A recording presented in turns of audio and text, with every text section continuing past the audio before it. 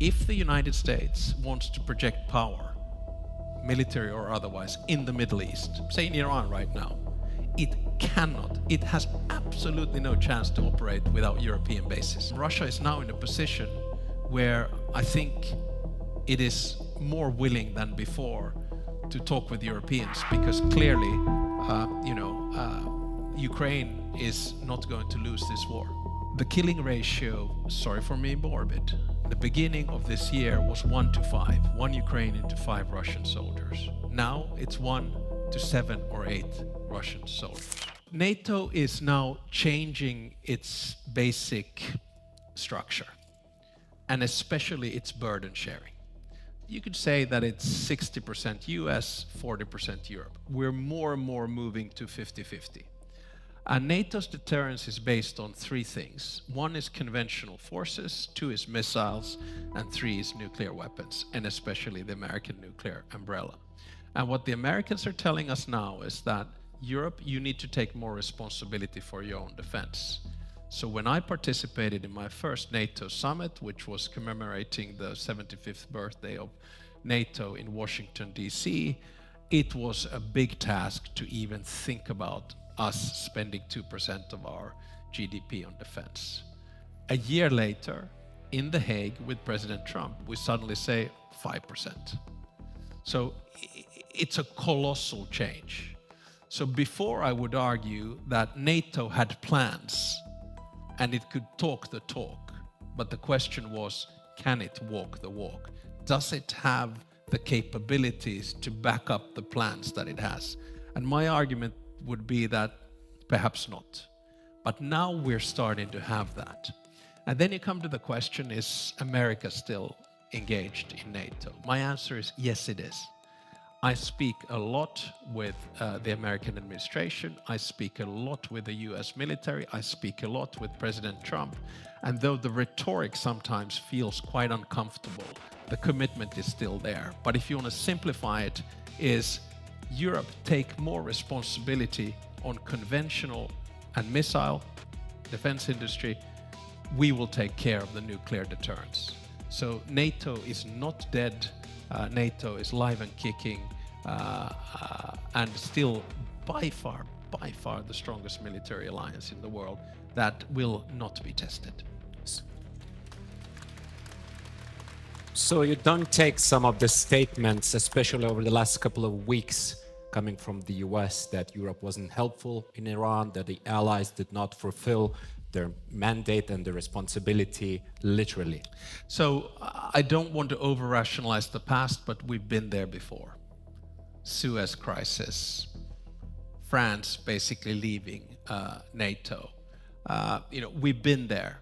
So there is strong rhetoric. I fully admit that. And yes, of course, I take it seriously. And, when the United States decides to pull 5,000 troops from Germany, I take it seriously and make sure that that will not weaken the defense posture of the alliance. But at the same time, let's be honest. Is it in the interest of the United States to be in NATO? Or put it this way, can the United States be outside of NATO? My answer is no. Why? I'll give you 2 very simple reasons. 1, the nuclear weapons that Russia has are 100 kilometers from the border of Finland, in the Koala Peninsula in Murmansk. The ones that are able to survey, not necessarily control, but know what is going on in the Koala Peninsula are the Finns, the Swedes, and the Norwegians. Not one nuclear submarine leaves the Koala Peninsula without the Norwegians knowing about it. Those nuclear weapons are not pointed at Vilnius, Helsinki, Stockholm, or Oslo. They are pointed at Washington, D.C., they're pointed at New York, they're pointing at Miami, and they're pointing at Los Angeles. So if you're an American, you ask yourself the question, do I need to be in bed with the Finns, the Swedes, and the Norwegians? In NATO, the answer is yes, I do. Second, if the United States wants to project power, military or otherwise, in the Middle East, say in Iran right now, it has absolutely no chance to operate without European bases. And the big hullabaloo in the beginning of the Iran operation was that there was one country, Spain, that didn't allow the US to do that. And that created then an ongoing rhetoric. And then there was, I admit, quite strong language about, is this our war or not? It was, I think, difficult. But now we have toned it down. We have made it clear that, of course, we support the United States in their endeavors. And, of course, we will support the United States when it comes to the Straits of Hormuz.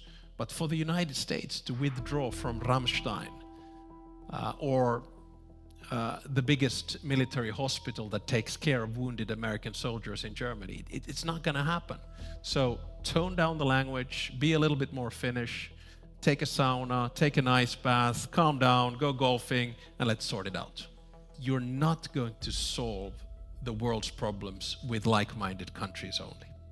And that means that if you want to solve climate change, if you want to solve energy, if you want to create development, if you want to create wealth, if you want to eradicate poverty globally, if you want to have food security, if you want to solve wars and conflicts, you actually need to talk with people who don't look like you, who don't talk like you, who don't think like you, and who don't smell like you.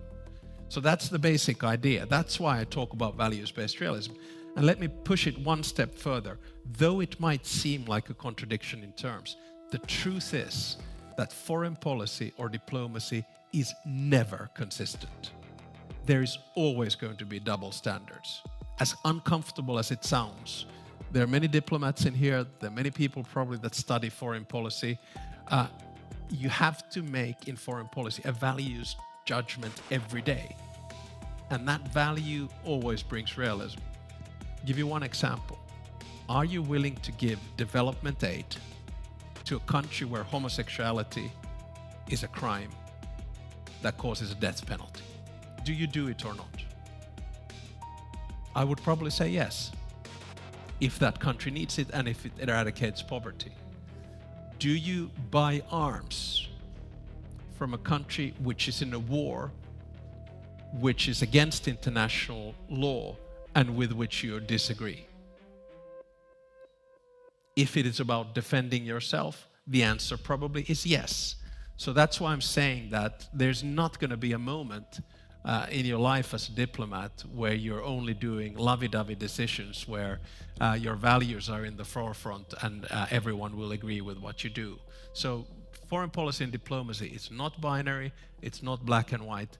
Values-based realism for me is not a doctrine, but it's an instrument that gets us through the next stage in this world order. It was easy to be a values-based idealist after the end of the Cold War, but it was a little bit more difficult to do that after Russia attacked Ukraine. So is that why you're arguing Europe should open channels of common conversation with Russia? Part of it, yes. But also, those of you who don't follow, but most of you probably do, what I have said with some European leaders is that we have now reached a stage in this war where Ukraine is in a position of strength. And then we have to ask ourselves the question, our partners, allies and friends, the United States, do they drive a foreign policy vis-a-vis Russia or Ukraine, which is always in the interest of Europe, of Finland or Lithuania? If the answer to that question is, well, not always, then we need to think about, okay, what do we do about it? This is not about legitimizing a leader who has started an illegal war of aggression in Ukraine, but it's about finding a solution to a conflict to which there seems to be no end. And we can do it now, at some stage, because Ukraine is in a position of strength. And sorry for being morbid, but this war, the first year of this war for Ukraine was about survival.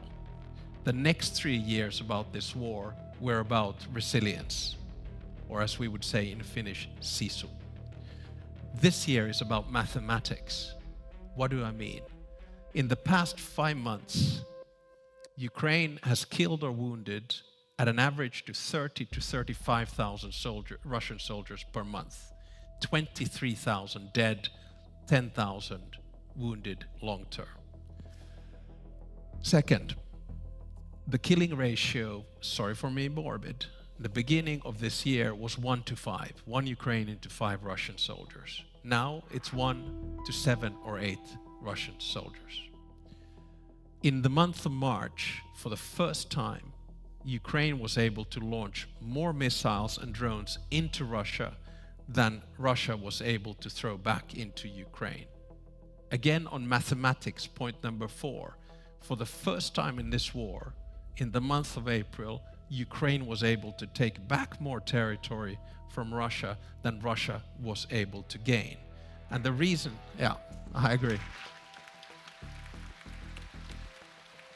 And the reason for this is that we're now not only in a war of attrition, but in a war in which 95% of the damage is made by Ukrainian drones. There's a death or dead zone of 20 to 40 kilometers where basically you don't have any human beings between. And if you try to send some over, which Russia does in small numbers, they all get killed. So Russia is not advancing anymore. And then you add on to that the final sort of point in this. The mood in Russia is changing. Allegedly, and I can't verify this because I can't verify it, but I have heard, this is a bad way to say it, reliable sources tell me that a majority of the population in Russia is now against the war. There are 2 reasons for this. One is Ukraine's capacity to launch long-range missiles and drones into Russia, whether it's, towards St. Petersburg or whether it's towards the airport in Moscow, whether it's to a Shahid factory somewhere. So suddenly, the war is not anymore for Russians outside of St. Petersburg and Moscow. And the second reason is that Russia had to close internet, Telegram, and WhatsApp. And now suddenly people are feeling the elements of this war. And this is changing the tide. So what I'm saying is that the US is now very preoccupied in Iran. We need to work under the American umbrella with the leadership of the United States, but perhaps because Ukraine is doing so much better, it's time for us also to engage with Russia. We should not be naive about Russia and Russia's leadership. I mean, that is what we have learned, having 1,340 kilometers of border with Russia. At the same time, we have also learned that engagement is better than disengagement, that dialogue is better than silence, that the reality that we will continue to be Russia's neighbors from here on till the end is there. So then we have to ask ourselves the question, how do we engage? But for me, that engagement would require a coordinated approach by Americans and Europeans. And that means, E5, so the UK, France, Germany, Italy, Poland. It means NB8, so the Nordics and the Baltics, and especially the flanks. And of course, it needs a green light from Ukraine. So I'm just trying to prepare ourselves mentally for a moment whereby we might have to engage with Russia. And I don't think it's going to be by a table, it's going to be by a phone. So.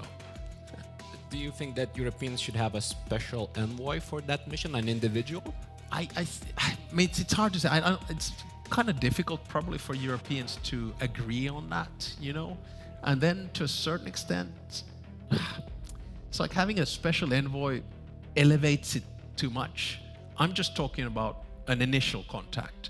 And for me, naturally, it would probably be perhaps 2, 3, 4 countries at the same time by the same phone.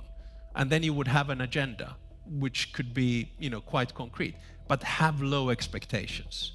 Not much will come out of that conversation. And you have to understand that. But at the same time, Russia is now in a position where I think it is more willing than before to talk with Europeans, because clearly, Ukraine is not going to lose this war.